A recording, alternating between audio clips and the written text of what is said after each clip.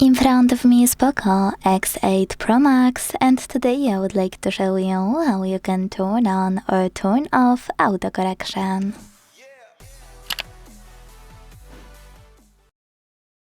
You need to start by opening Settings and scrolling all the way down to tap on this section called Additional Settings.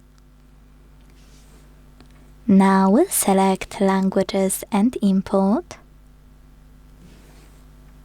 Manage Keyboards, and Gboard. Finally, after accessing Corrections and Suggestions, you can tap on this switcher next to Auto Correction. Thanks to it, you can switch it off or turn it on. Quick tip, if you decided you do want to use it, tap on it on the left. This way you will get access to this option called Undo Autocorrect on Backspace. You can manage it thanks to this switcher. I personally really like it, but if you want, you already know where to switch it off.